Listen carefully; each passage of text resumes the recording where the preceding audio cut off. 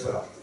Alors j'aurais une dernière question à vous poser à chacun de vous quatre, qui est la suivante. Quels sont les 3 aspects qui ont retenu votre attention et sur lesquels vous allez faire porter le plus vos commentaires ou vos appréciations destinées à justifier votre note finale? Je vais commencer par Mathilde. Mathilde, quels sont ces 3 aspects principaux, Amélie va les noter, qui t'ont retenu en particulier pour construire ta notation? Alors, premièrement, je m'étais arrêtée sur la présentation globale d'un candidat. Donc, sa manière de se présenter, sa gestuelle, sa diction, sa confiance qu'il peut soit avoir, soit ne pas avoir. D'accord, ça ce serait le premier système de critères, la présentation du candidat, c'est-à-dire son apparence, hein, quelque chose comme ça, sa théâtralité un peu. Oui, voilà, oui, la confiance qu'il peut avoir. On appelle aussi sa présence. Voilà, sa prestance, sa présence. Ensuite, je m'étais arrêtée sur le lieu, donc, dans lequel on se trouve. Et pareil, les bénéfices, les choses négatives. Et en troisième, le jury. Et encore... L'ensemble du jury, tu veux dire? Non, les jurys. En fait, comme j'ai fait les candidats, faire aussi les jurys pour voir voilà, les échanges qu'il y a eu entre les deux. Mais ça reste là. Gérard, toi, quels ont été les 3 aspects qui ont... Alors moi, c'était le sujet choisi, la présentation, mais pas pour tous. Donc le sujet choisi, la présentation de temps en temps, on va dire. Voilà, la présentation de temps en temps. Et troisièmement, la réaction du jury. La réaction du jury. La qualité des réactions, la qualité de la ce façon qui a dont été, elle s'exprime. voilà, c'est ça. Sylvain? 3 points. Le premier, après l'organisation de la journée, qui rejoint un peu ce que l'on disait précédemment, c'est-à-dire le candidat qui malheureusement est installé en contrebas, l'ordinateur, le micro, le courage que le candidat doit avoir pour être là, la fluidité qui n'est pas toujours là, ça c'est le premier point. Le second point, je parlerai du rôle du jury, que j'ai trouvé extrêmement positif dans la clarification. Oui, alors Sylvain, peut-être que simplement donner les aspects... rôle du jury. Après l'évaluation, on la fera après. Le rôle du jury, donc l'organisation, le rôle du jury. Et puis le troisième point, les candidats. Et essentiellement, comment sont-ils arrivés là? D'accord. Natacha. Amélie. Il faudrait mettre Oui, Sylvain à la place de oui, Amélie. Comment ils sont arrivés là? Comment sont-ils arrivés là? Le parcours Pourquoi sont-ils là? Ah, pourquoi sont-ils là? Pourquoi sont-ils là? Et puis après, je développerai après, si vous le souhaitez, si on n'en fait pas maintenant. Pourquoi sont-ils là? D'accord. Enfin, Natacha. Moi, j'ai étudié la nature de la lumière dans l'espace, les fluctuations aussi pendant la durée de la journée. D'accord. Et l'impact sur l'ambiance, enfin sur tout ce qui se passait. Ensuite, ce que j'ai dit tout à l'heure était faux. En fait, j'ai quand même étudié une personne en particulier qui était l'acteur photographe. La photographe. Qui a fait les captures qu'on va voir pendant vos commentaires. Oui. Et l'usage des mains de tout le monde. Enfin, l'usage des mains de tout le monde. Ceux qui prenaient la parole surtout. D'accord. Donc l'usage des mains, on va dire des protagonistes. Candidats et membres du jury. Entendu. Donc ça, ce sont vos 3 critères. Et bien voilà, on va commencer à en discuter. Est-ce que quelqu'un veut commencer ou on démarre par exemple au hasard? Sylvain. Bon, sur l'organisation. Sur l'organisation de la journée. Sur l'organisation de la journée. Il y a des choses qui m'ont interpellé, je dirais. Le candidat qui, dans un premier temps, est obligé de se mettre en contrebas parce que je crois qu'il y a un problème d'ordinateur qui fonctionne, un problème de connexion d'ordinateur. J'ai trouvé que c'était courageux de sa part. Il est obligé de lever la tête, de vous regarder en haut. Il ne prend pas du micro, il ne prend pas de micro. Il lui faut quand même du courage, surtout surtout celle qui est passée en premier. Et puis ça n'emmène pas beaucoup de fluidité de sa part. J'ai trouvé que là, en termes d'organisation, il y avait peut-être des choses à améliorer. Et j'ai vu une très grosse différence, au-delà de la qualité même du candidat, entre la personne qui était assise et Boris qui s'est levé, qui est venu et qui a essayé de vous prendre et de vous persuader, même si je reconnais que ce n'est pas une méthode habituellement usitée dans les concours de thèse, j'ai trouvé qu'il faisait le job. Il faisait le job parce qu'il a monté, il s'est installé, il a parlé, et puis alors, il y a mis de l'emphase, il n'a pas mis d'emphase du tout. Pas du tout. Vous avez parlé d'emphase par rapport aux autres candidats qui lisaient plus leur texte, mais dans une réalité de, comment dirais-je, de réunion ou de réunion publique ou autre, c'est un tout petit peu public, il a fait le job.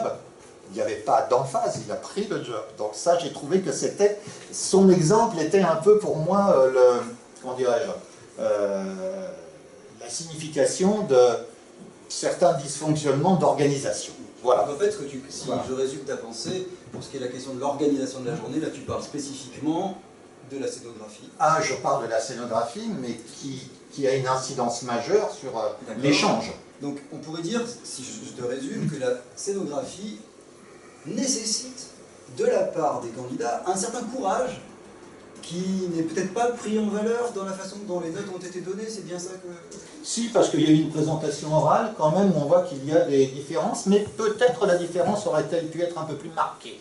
Lorsque vous avez accordé, je ne sais plus si c'était 17 et 18, je crois qu'il aurait pu y avoir une différence un peu plus marquée pour tenir compte justement du courage et de la volonté de se saisir du problème à bras-le-corps. Donc Sylvain, voilà. Si je conclue simplement sur ce point, tu considères malgré tout le courage est une valeur pour un candidat. Ah oui, tout à fait. D'accord. Tout à fait. Par exemple, un candidat Poltron qui ferait un excellent exposé, eh bien, aurait forcément une moins bonne note qu'un candidat qui ferait un exposé de la même qualité, mais manifesterait des signes de peur, de caractère timoré. Oui, parce qu'un projet, il faut le vendre. D'accord.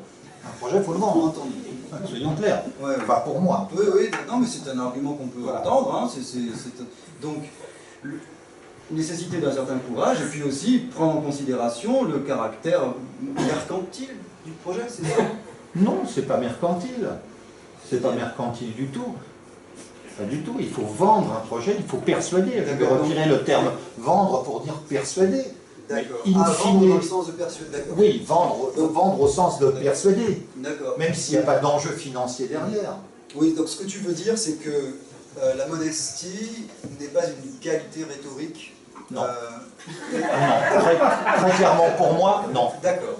Ça, on peut le rappeler, la modestie n'est plus une qualité rhétorique. C'est une chose qu'on peut faire émerger. On va parler du rôle du jury maintenant, peut-être. Pour moi, le rôle du jury a été fondamental dedans. Oui. Vraiment fondamental parce que ce qui m'a beaucoup plu, c'est la reformulation que le jury faisait, parfois dans des termes plus compréhensibles pour moi. Reformulation, une volonté de clarification également, des questions qui conduisaient à la clarification. Je trouvais que c'était important, qu'il y avait une véritable écoute, qu'il y avait un équilibre, et assez souvent, moi quelque chose sur lequel je suis sensible, le jury reprenait voulait mettre en avant une dimension opérationnelle. C'est-à-dire, ce sujet va servir à quoi? Ce sujet, vous allez le construire comment? Avec quelle méthode? Il y a eu des problèmes de méthodologie qui ont été soulevés. Je pense que c'était extrêmement positif pour moi. Alors si je synthétise un peu ce que tu dis du jury, finalement, la vertu principale de ce jury a été d'être un jury pédagogique, en quelque sorte. Oui. Oui. Pédagogique? Plus que pédagogique. Oui, très pédagogique, et surtout pour le public. L'a-t-il été? Non, pas que pour le public, parce que les questions, les reformulations se faisaient auprès du candidat, oui. Et ça amenait aussi au candidat la nécessité de reformuler, d'aller plus loin dans sa présentation. Donc c'était une démarche qui était aussi faite, et à mon sens avant tout faite, pour aider le candidat. D'accord, mais c'était Ou aussi pour valable. titiller le candidat, peu importe. D'accord, c'était aussi valable pour le public, qui n'est ni candidat ni rien du tout. Non, c'était pour moi le plus un problème de compréhension pour le public. La reformulation contribuait à la compréhension pour le public Donc, on va faire- et contribuait aux besoins de clarification pour le candidat. Donc très, très pédagogique, on peut mettre 2 points. À aider le candidat à clarifier ses propres idées Oui. et à les rendre accessibles au public. D'accord. Enfin, les candidats. On peut se poser cette question que tu as posée, pourquoi sont-ils là? Moi, j'aurais aimé comprendre d'entrée 2 choses. Pourquoi ils étaient là et quelle était globalement la problématique de leur présentation. Très souvent, cette problématique, je ne l'ai trouvée qu'à la fin, grâce au jury qui vous posait les questions. Ces 2 points-là. Et puis un autre point, pour moi, j'aurais aimé des présentations très différentes de celles qui ont été faites. C'est-à-dire? J'aurais aimé, par exemple, que l'on demande à chaque candidat de faire un PowerPoint en 3 ou 4 phrases, lignes par PowerPoint, pas plus, et qu'à partir de là, il développe debout, oralement, au jury, les quelques lignes qu'il y avait, plutôt que de lire un texte complet, très bien fait, c'est pas une critique du texte, je ne me permettrai pas, mais d'avoir cette volonté, j'en reviens à tout à l'heure, de persuader, d'amener de la fluidité et de la persuasion. J'aurais préféré ça plutôt que la lecture d'un texte. Alors c'est peut-être pas du tout dans l'habitude de l'université, je ne sais pas. On ne sait pas trop, non. Je ne sais pas du tout, mais je crois que ça aurait contribué à rendre les choses fluides, compréhensibles, et puis de la persuasion. Voilà. Si je résume ton idée, la première chose que tu dis qui est quand même très forte, pour ce qui est des candidats, la raison de votre présence n'est pas évidente. Oui. C'est quand même une phrase qu'il faut entendre, qui est lourde de signification. La raison de votre présence n'est pas évidente. Deuxième suggestion qu'on peut faire, un PowerPoint aurait été une matrice efficace à une improvisation fluide et agréable. Oui. Ça, c'est à retenir aussi. Un PowerPoint aurait été une matrice efficace à une improvisation fluide et agréable. Bon, alors, c'est vraiment très bien, Sylvain, tu donnes des conseils, tu fais surgir un certain nombre de valeurs, comme par exemple l'agréabilité, l'agrément d'une improvisation qui manque un peu. Quelle note finale tu donnerais à ce que tu as vu À chacun? Ah non, alors l'ensemble du dispositif, l'ensemble de ce que tu as vu. Une note sur combien? Alors tu as le choix entre A, B, C, D, quand vraiment tu trouves que c'est exécrable, et puis mettre des plus et des moins pour affiner un peu. Moi je mettrais B pour l'ensemble. B pour l'ensemble, c'est une assez bonne note quand même. Hein. Oui, tout à fait. Ça dépend, parce que par exemple pour une agence de notation financière, B, c'est pas extraordinaire. Mais peut-être que pour nous... Non mais oui, mais j'emprunte pas sur les marchés là. Tu as raison. C'est mon taux. Hein. Donc, si on avait une appréciation d'ensemble à donner... A, B, C, D, je mets B+. Ah, B+. Je mets B+. D'accord. Ça dépend combien il y a de plus après. C'est toi qui décides. T'en mets un seul? J'en mets un seul. D'accord. Un seul, je mets B+. Entendu. Eh bien, parfait. Je crois que c'est bon. On va s'arrêter là. On a quelques petites appréciations, des points de vue. On va passer à Mathilde. Alors, Mathilde, toi, ton premier critère de valeur, de notation, c'était la présence du candidat, sa présence, sa prestance, sa gestuelle, sa théâtralité, qui te semblent des valeurs importantes pour un candidat. Oui, parce que pour moi, quand on se présente à une présentation de projet, une présentation de thèse, enfin, moi, au théâtre, on l'a toujours dit, c'est hyper important comment on se présente au monde. Et c'est ce qu'on va regarder malgré tout. On regarde le physique, pas le physique en termes de beauté, mais physique en termes de... est-ce qu'il est assez... pas soigné, mais est-ce qu'il est à l'aise? Est-ce qu'on se sent bien? Et il y a des choses dans le physique en parlant, même moi, là je tremble un peu, parce que j'ai pas l'habitude de parler à un auditoire comme ça, de répondre à ta question. Mais c'est important de se présenter aussi correctement. Alors qu'est-ce que tu en as pensé? Tu trouvais qu'il se présentait correctement? Alors je trouvais qu'il se présentait bien, plutôt. Il y avait quelques gestes de nervosité, de stress qui est totalement normal. Et c'est pareil avec la diction, avec la voix qui portait ou qui portait pas selon les personnes. Et alors je t'interromps, les membres du jury, leur prestance, leur allure, leur façon de parler, tu as trouvé que ça allait ou Pour le jury, pour les membres du jury pour mes collègues, enfin mes camarades. Non, les membres du jury universitaire.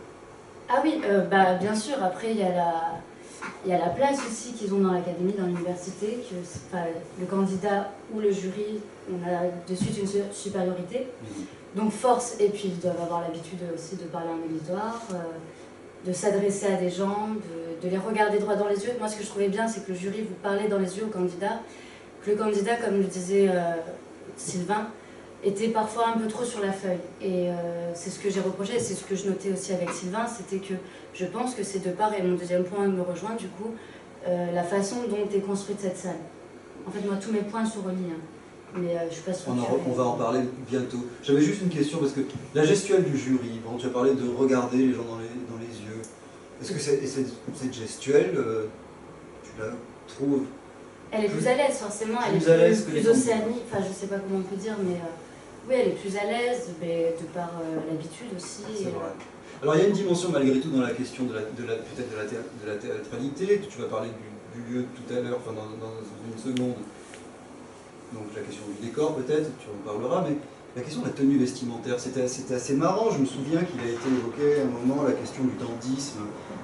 Tu n'as rien dit de leur allure vestimentaire, d'une éventuelle fracture qu'on aurait pu observer ou pas. Parce que je me permets pas de juger, donc je ne juge pas si je dis des choses. On peut faire une évaluation, une appréciation de la tenue vestimentaire malgré tout. C'est que pour moi, on en revient à se présenter devant un jury. Et là, en fait, tout à l'heure, je parlais à un de vous et je leur demandais si c'était une échéance importante cet après-midi ou si c'était, mais comme on l'a dit du coup après pendant l'après-midi, une sorte de test, de crash test et donc un exercice. Un exercice, on n'est peut-être pas forcément obligé de se présenter comme on va se présenter le jour J, mais après ils étaient tous très bien habillés, hein. Mais j'ai retenu par exemple le costume noir et j'ai trouvé ça simple et efficace. On ne se perd pas, on ne va pas se dire tiens, est-ce qu'il a un pull rouge, est-ce qu'il en a un bleu, c'est noir, c'est efficace. Alors, on s'arrêtera moins sur son physique du coup. Ça m'intéresse cette histoire d'efficacité, parce qu'on va rédiger maintenant l'appréciation. Simplement peut-être que tu l'expliques, parce que pour moi c'est pas évident que le noir soit efficace. Tu vois par exemple j'ai oublié de mettre du noir à part les souliers. J'aimerais bien que tu me donnes deux raisons pourquoi c'est efficace. Parce que, si je peux me permettre, oui. On peut se perdre, on peut regarder pendant des heures votre chemise, de se demander qu'est-ce que c'est en fait les motifs, est-ce que c'est des fleurs, des petits points, les carreaux pareils, oui. Pourquoi des carreaux, pourquoi les petits points, pourquoi les fleurs, alors qu'un noir, le noir c'est noir. D'accord. Le noir en fait. Après il aurait été blanc ou l'interprétation. rouge, en fait, plus on va au simple, c'est que ça aurait été blanc ou rouge, c'est pareil. Ouais. C'est juste qu'il faut que ce soit assez uni quand même. Peut-être que tout en rouge aussi serait déclenché. Tout en rouge, on se serait demandé pourquoi rouge. Est-ce que c'est la couleur de l'énergie de la personne Donc si je synthétise ton idée, Mathilde, ce que je dirais, c'est que la gestualité et la présence étaient globalement bonnes et appréciables, oui. Mais que tu conseillerais une tenue vestimentaire plutôt noire qui limiterait les effets de surinterprétation. Oui, voilà. Éviter que après l'esprit du spectateur s'en aille. Oui. Il divague. Vagabonde dans des surinterprétations inutiles. Qui limiterait les surinterprétations inutiles. Alors on va passer maintenant à la question du décor, du lieu, peut-être aussi, je sais pas, il y a plusieurs éléments, le mobilier, enfin tout ça. Qu'est-ce que tu en dirais? Dès le début, ça a été évoqué. Oui, comme l'a dit Sylvain, c'est vrai que c'est une salle où on a une estrade, donc ça c'est plutôt pas mal, plutôt positif. Après, on a une sorte de arc où on peut voir très bien les membres du jury. Moi, ce que je me suis demandé aussi, c'est que dans cet exercice-là, pour moi, j'aurais préféré voir le candidat. Et pas un candidat positionné sur la droite, écrasé par cette estrade, écrasé par le regard du membre du jury, qui pouvait perdre du coup la confiance en soi. Et du coup, ne pas utiliser l'estrade pour le candidat, parce que au final, même si il y avait d'autres candidats qui pouvaient aimer voir comment le jury prenait en compte, prenait en note, pour essayer de voir qu'est-ce qu'il allait faire après lui pendant. au final, le jury, il était là, mais le candidat était le plus important pour moi dans cet exercice-là. Ouais. Et peut-être que s'il avait eu... Mais après, moi, je me suis demandé si c'était fait exprès ou si c'était donc comme ça que ça se présentait de base, ou si c'est juste que les personnes ne voulaient pas monter sur l'estrade, ce qui est un choix également. Par En peur tout de cas, la hauteur. Ouais. peut-être que ce que tu signales favorise une certaine... Mais voilà, le premier candidat, malgré le fait qu'il ait besoin d'un ordinateur qui était branché sur la petite chaise, n'est pas allé spontanément se mettre sur l'estrade juste à côté du jury, peut-être de par la disposition. Alors, est-ce que tu te préconiserais, par exemple, d'inverser l'usage qui est fait du mobilier? Ah non, moi je dirais que le jury se met là et puis que le candidat il évolue dans cette grande partie pour justement prendre confiance. Un jury, par exemple, disséminé dans le public? Soit disséminé, soit vraiment mis au premier rang. D'accord. Donc si je résume ton idée... Il pourrait faire peur également, hein. Je l'entends. Hein. Peut-être un peu moins malgré tout, je sais pas. Et peut-être qu'il pourrait prendre plus à partie justement le jury. Et... Ouais. Donc on pourrait dire la disposition du mobilier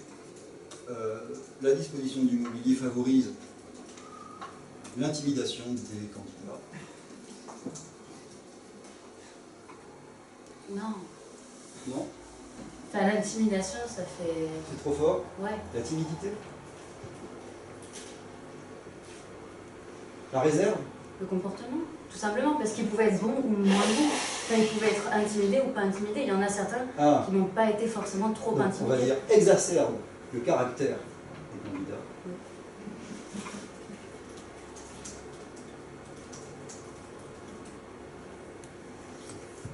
Exacerbe le caractère des candidats.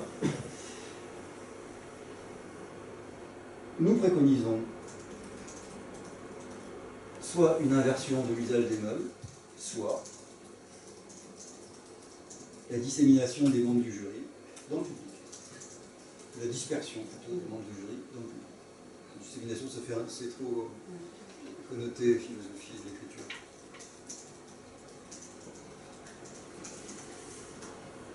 Voilà. Est-ce que ça te convient comme formulation?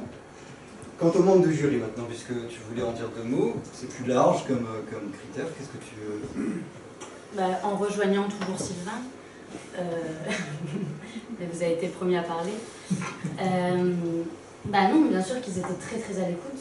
Moi j'ai trouvé, pour un jury, j'ai trouvé ça hyper important. Parce que tu as connu des jurys où... J'ai connu des jurys où soit ils sont sur un cahier, sur autre chose, soit ils regardent ailleurs, et parfois même pour vous énerver et pour vous mettre en difficulté, pour dire viens me chercher en fait. Et donc parfois ils l'ont fait, mais vu que les autres étaient sur la feuille, peut-être qu'ils ne voyaient pas non plus. Donc ils ont utilisé des moments peut-être, tu penses, d'inattention ou de focalisation? Non, peut-être qu'ils étaient vraiment inattentifs ou qu'ils étaient en train de se focaliser sur ce qu'ils prenaient en note et pour faire après l'évaluation du candidat. Mais après, en tout cas, tous à peu près, il y a eu des échanges de regards, il y a eu même des aides par le regard pour moi, par le jury, qui pouvaient même dire vas-y mon petit. Ah oui, tu as noté ça. Une sorte de bienveillance, une sorte de bienveillance qui, dont le vecteur principal serait un regard. Et ça se voit dans les notes, hein. Je ne sais pas comment on note ce qu'on a vu, mais les notes sont extrêmement bonnes. Moi je m'attendais à avoir des 10. Des 12, même si c'était très très intéressant et que tout était bon. Non mais ça c'était important que tu le dises, parce que tu es la première à le dire. Pour moi c'était très gentil, ou alors elle l'évale sûrement. Mais c'était des Qu'est-ce qui te fait dire qu'elle l'évale réellement? En fait moi j'ai noté à un moment donné comment on peut noter ça, quels sont vos critères, mais après on ne sait pas et on peut en parler après. Et tu as trouvé quand même les notes quand même globalement bonnes, plus que celles que tu avais toi quand tu m'avais comme professeur. Non, j'avais D'accord, mais tu sais qu'il existait des mauvais élèves, en vrai tu n'as vu aucun mauvais, c'est ça? Non, j'ai pas vu de mauvais élèves. De toute façon, en plus, ce qui était dit était hyper intéressant, mais pas à mon niveau. Je n'ai pas fait 400 de fac. On va essayer de synthétiser, là ça partait. La bienveillance des membres du jury se perçoit jusque dans les regards qu'ils lancent de temps en temps aux candidats. Peut-être aussi dans un effet de surnotation, on peut dire ça? Non. Alors, peut-être aussi dans une notation. Mais dans la même phrase, vous voulez le mettre? Oui, alors attends, je vais peut-être C'est faire pas la les phrase. Et puis- regards qui font la surnotation. Non, c'est non, ça non, que- non, non, alors je vais formuler ma phrase, après tu me diras Ouais. peut-être, hein, si parce qu'il faut quand même que je m'améliore moi aussi en écriture en français, de temps à autre candidat, mais peut-être aussi dans une notation qui donne l'impression qu'il n'y a aucun mauvais, que tout le monde est bon, Oui. voire très bon, qui donne l'impression que tout le monde est bon. Un peu comme dans les émissions de télévision des années 80 où Jacques Martin mettait 10 à tous les enfants, Oui, voilà. quelque chose comme ça. D'accord. Malgré qu'elles soient peut-être juste les notes. Hein. Oui, oui, oui, Non, je ça n'empêche, non, mais ouais. c'est l'illusion, enfin, c'est l'impression malgré tout que ça donne à quelqu'un qui n'est pas de la partie. Hein. Oui. C'est ça qu'on peut dire. D'accord. Amélie, Oui. on remet le tableau. Quelle note finale tu Ah ouais. donnerais? Là pour le moment il y a eu un B+. Et c'est ce que je voulais mettre, ma copié. Mais tu peux, alors tu peux Euh, mettre la note qui te semble la bonne, la plus juste. Hein. Tu n'es pas obligé ni de surnoter, ni de faire comme Sylvain.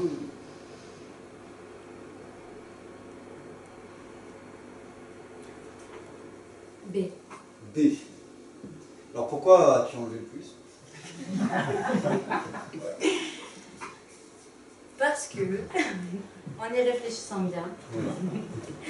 ben non, mais comme on le dit, A c'est parfait, rien n'est parfait dans la vie, donc A non. B c'est bien pour moi, Ouais.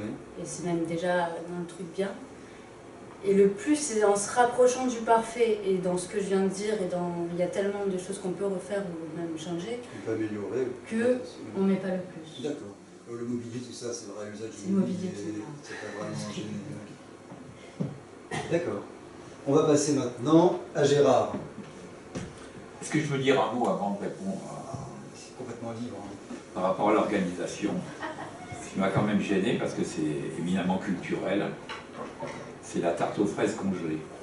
Ah, alors ça, est-ce que ça pourrait entrer dans un de tes critères précédents? Bon, les fraises étaient sûrement inodores et muettes au niveau arôme.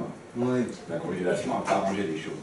Et deuxièmement, encore plus important, pas un verre de vin, c'est quand même très grave. D'accord. Alors ça c'est curieux que Je ça ne sais pas dans revienne. quel cas le mettre. Ben mais voilà, c'est ça, tu as pas donné, on va... ouais. Bon, on le retient et puis on D'accord. le mettra dans la note peut-être. Hein. Mais alors, ton premier critère, c'était la question des sujets choisis. Oui, les sujets, bon, bah, j'apprécie les sujets d'abord qui vont dans le sens de ce que je pense ou auxquels je m'intéresse. Ouais. Par exemple, Pascaline, je ne sais pas comment elle est arrivée ici, mais moi je suis arrivé par le métro, une drame de métro. J'avais jamais pris une drame de métro avec des 3 tubes, tripodes, une espèce de lustre Les années 1930. Ouais. J'avais jamais vu ça. Et on sort, on arrive dans une fac, j'étais jamais allé dans une fac. Et ça me rappelle des images de très longtemps, quoi. Et après, on arrive ici, et je tombe sur Pascaline, qui a vraiment un discours qui me convient, un projet qui me plaît parfaitement, quoi. Ah, pourquoi a-t-elle un... Parce que son projet, j'espère qu'il va ruisseler, Oui. et ça pourra modifier idéologiquement plein de choses. Pour quelle raison? Est-ce que tu peux expliquer ça? Bah, oui, je peux l'expliquer, parce que bah, c'est lié aux médias, et les médias, il faut essayer de leur ôter un petit peu de pouvoir. D'accord. Donc tu penses qu'une thèse de cette espèce Ouais. pourrait avoir un effet De ruissellement, de pas le ruissellement de l'argent, mais le ruissellement d'idées d'idées, de contagion des idées. Voilà. D'accord. idéologiques. Alors on va noter ça. Pour les sujets choisis, donc tu peux dire que certains d'entre eux vont Qui vont dans le sens de mon dans le sens de tes pensée, voilà, de- c'est ça, de- c'est de comme tes des intérêts. fake news, tu sais que ceux qui vont dans le sens de pensée, tu y crois. Donc, vraiment dans le sens de tes pensées et de tes intérêts. Et en particulier immédiats, hein, puisque Ouais. ce sont ceux qui sont liés à ton déplacement jusqu'ici, Ouais. donc des intérêts immédiats, et pourrait ruisseler de façon à limiter la puissance des médias. Donc ça c'est une valeur pour toi, hein, qu'un travail Oui, c'est intellectuel... subversif, c'est ça. Ouais. Un travail intellectuel, quand un travail intellectuel peut limiter la puissance des médias au lieu de la croître, comme c'est le cas de beaucoup de travaux intellectuels qu'on peut voir, qui servent de pâture aux médias pour se mettre eux-mêmes en avant, eh bien, quand c'est l'inverse qui se produit, c'est bien, plutôt que le contraire.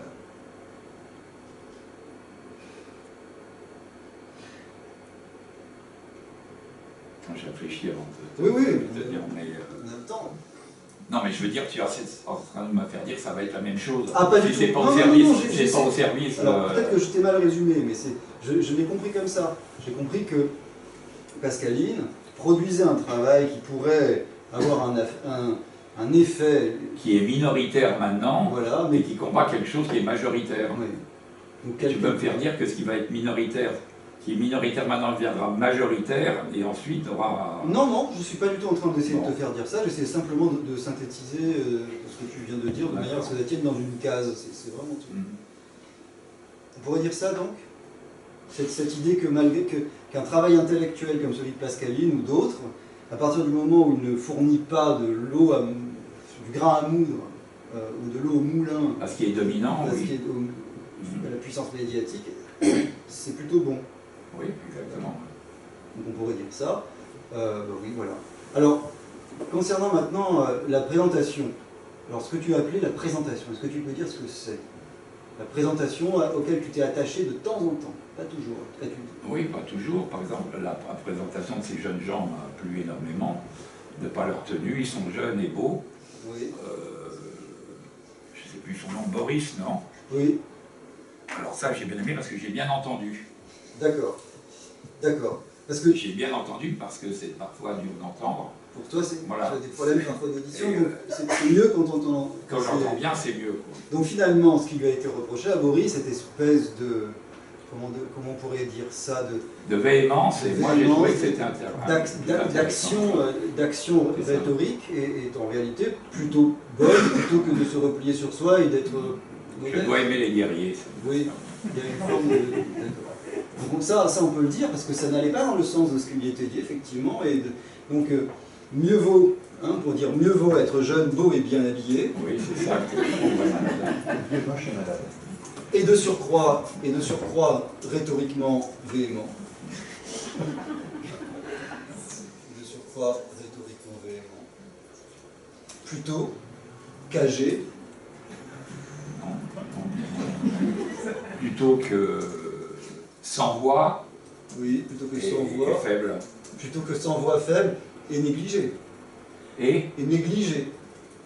non, pas forcément négligé, Boris il est... Non, mais je veux dire plutôt que sans voix et négligé. Négligé vestimentairement, je veux dire. Mieux vaut être bien habillé que négligé, c'est ça que je veux dire. J'ai pas parlé d'habillé. Si tu as parlé des deux jeunes beaux... Ah oui, c'est vrai, avec ces... oui, mais négligé, ça ne me gêne pas. D'accord. Ça me gêne pas. Donc ce qui est important, c'est qu'il vaut mieux avoir de la voix. Hein. Et là, tu peux mettre entre parenthèses que dans le public, il peut y avoir des personnes malentendantes. C'est une Exactement, c'est ce que je suis en train de dire, oui. On peut le rappeler. Rappelons que dans le public, Je vous rappelle 1939. voilà, rappelons que dans le public peuvent se glisser Voilà. des personnes Pas être appareillé, D'accord. Peuvent par se souci glisser. esthétique. Voilà, peuvent se glisser des personnes malentendantes, non appareillées, par souci esthétique. Voilà, voilà qui est clair, bien posé, comme appréciation. Maintenant, la réaction du jury, la qualité des commentaires. Qu'est-ce que tu en Moi, as? je crois que le jury a été... il a fait sa pédagogie, il était bienveillant, et il a donné des conseils qui me semblent cohérents et... Donc toi aussi, tu soulignes exactement, ouais, comme Mathilde, la bienveillance du jury. la bienveillance, oui.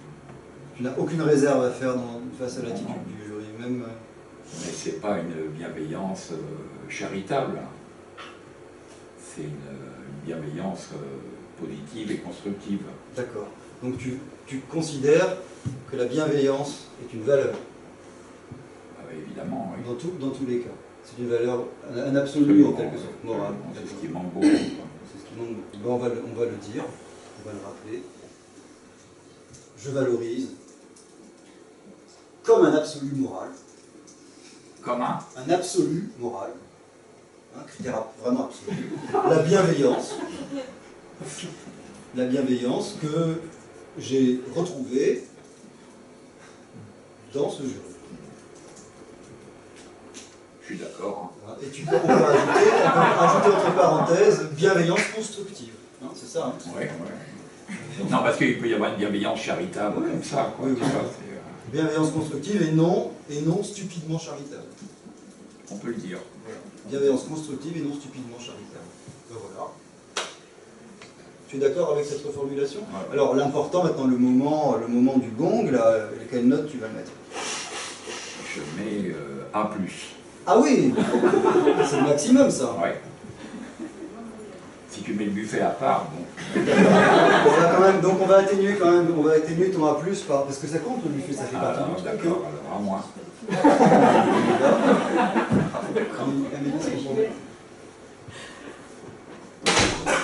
Donc Gérard A-, tu peux mettre entre parenthèses, buffet améliorable.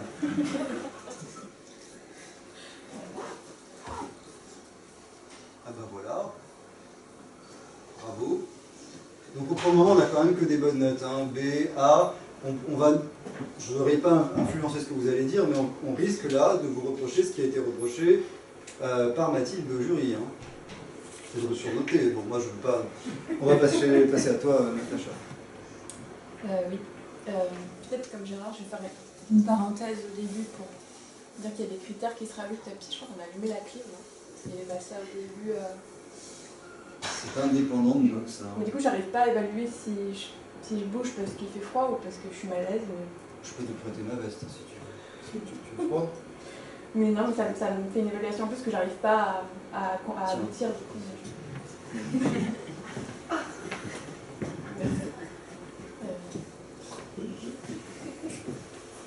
Alors oui, donc pour la lumière en fait dans la salle, c'est vrai que quand je suis arrivée, tout de suite j'ai essayé d'évaluer pourquoi en fait un sixième de un pan du mur était obstrué avec des stores jaunes, sans qu'on nous explique pourquoi en fait. Et donc ça faisait générer forcément qu'il fallait allumer la lumière artificielle, alors que peut-être on avait la lumière naturelle qui pouvait venir. Donc ça m'a beaucoup perturbé pourquoi on n'a pas utilisé la lumière normale. Et donc déjà ça donnait une ambiance un peu étrange, jaune, qui pouvait aussi avoir des connotations dans l'actu du week-end. Donc j'ai eu un truc comme ça qui m'a fait au début, mais du coup... Et après il y avait aussi, j'ai compté en fait régulièrement, parce qu'en fait il y a vraiment un rapport avec le temps et la lumière, combien de ronds étaient allumés à chaque fois. Au début il y avait à peu près les 2/3, mais quand même il y avait des lignes où il en manquait un, donc c'est qu'il y en a qui étaient grillés.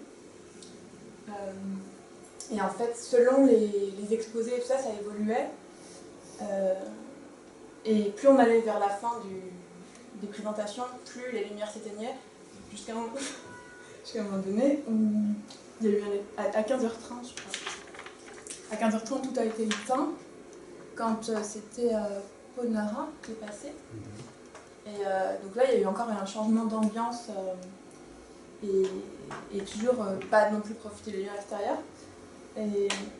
Et en fait, ce qui m'a beaucoup perturbée au début aussi, c'était que finalement, on voyait pas dehors et on entendait des bruits. Et en fait, comme on voyait pas, moi j'imaginais ce qui se passait. J'ai quand même noté que ça pouvait être des avions, des sirènes, des voitures et des travaux. Et en fait, comme je voyais pas, je pouvais pas être sûre, donc je m'imaginais beaucoup et du coup ça me déconcentrait de ce qui se passait, alors qu'on aurait pu se dire oui, on obstrue pour que les gens soient comme des œillères fixés sur ce qui se passe ici. En fait, ça marchait pas du tout pour moi, du coup j'étais vraiment à me dire qu'est-ce qui se passe, je sais pas vraiment, et il faudrait peut-être ouvrir les stores, et puis en fait j'ai rien dit, mais personne n'a rien fait non plus. Et du coup, quand les lumières se sont éteintes, là il y avait une ambiance un peu froide aussi. Et en fait, au moment où je suis aussi sortie, je me dis que ça se passait pas que ici, je suis allée dans les toilettes, et là je me suis retrouvée dans la même configuration, finalement les lumières étaient grillées. Je me dis mais est-ce que c'est pas je peux faire ça en harmonie, plus ou moins, certaines lumières là. Du coup je n'étais pas complètement sortie de la pièce, j'ai voulu faire une pause, mais je ne fais pas vraiment une pause parce que je me retrouve un peu la même ambiance. Et j'étais à la fois, est-ce que c'est entre l'intime et l'effroi. Alors si je résume ton idée, après peut-être que je peux poser une autre question, mais si je résume ton idée, Natacha, on pourrait dire que l'incohérence lumineuse de l'espace nuit à la concentration. Mais ça rajoute plein de facteurs qu'on pourrait évaluer, mais en arrivant, on n'est pas forcément là, on se concentre sur les gens qui parlent. Ouais. Et à la fois, en plus, il y a toute une question, pourquoi on n'utilise pas la lumière naturelle alors que ce serait beaucoup plus simple. C'est vrai, alors ça il c'est fait jour, en fait, on n'est justement... pas en pleine nuit, je crois, en journée. Pourquoi on n'utilise pas alors qu'il fait beau Bien sûr. et que le jaune n'est pas un jaune du soleil, enfin, C'est vrai. Donc on pourrait ajouter cela, mieux la concentration d'ensemble, d'autant plus qu'elle envahit tout l'espace, même les toilettes.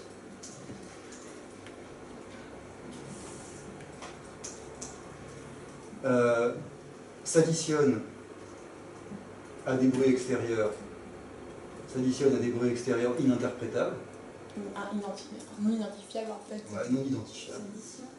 À des bruits extérieurs non identifiables. Et là on peut mettre un point et ajouter pourquoi ne pas utiliser de façon plus simple la lumière extérieure, la lumière du jour peut-être, non? C'est bien ça. Oui, parce qu'on n'est pas encore en soir là. Ouais. Pourquoi ne pas utiliser de façon plus simple la lumière du jour? Voilà la question. Alors, il y avait un deuxième aspect de la journée, enfin de l'après-midi sur lequel tu voulais parler, duquel tu voulais parler un peu, c'était la question de la photographe, la présence de la photographe, de la photographie, peut-être des images qu'on voit. Alors, qu'est-ce que tu voulais en dire? Je pense que c'était plus qu'une photographe, c'est une actrice, moi j'avais mis, mais il y avait vraiment quelque chose de la scène. En fait, j'ai repéré quand même, depuis le début, des apparitions et des disparitions sans que je m'en rende compte. Très très impressionnant. Et très discret en fait. Et de toute façon, je voyais surgir quelqu'un avec un appareil photo et cette couleur verte. Et je me suis dit, quel usage? Parce que d'où vont finir ces images? On n'a rien signé. De toute façon, on a le droit de faire l'image, tout ça. Et en fait, j'étais assez fascinée parce que je voyais cette personne apparaître, soit au sol, debout, dans un coin. Je me dis, mais quelle grâce, quelle souplesse aussi, parce qu'il y a vraiment des positions au sol, sportives aussi, parce que ça allait très très vite. En fait, j'ai voulu dessiner, impossible. C'était des déplacements très rapides. Et l'occupation de tout l'espace, vraiment comme justement profiter de tout l'espace, parce que c'est vrai que du coup, les gens sont restés. J'ai dessiné aussi le plan, vraiment une ligne plus un point. Et là, vraiment partout, tout le temps, et apparition, disparition, comme ça, régulièrement, on s'y attendait pas. Ouais. Et donc, quelle appréciation ou avis ou opinion tu pourrais exprimer à ce sujet? Mais très bonne condition physique. D'accord, alors là on va le noter. On va le noter.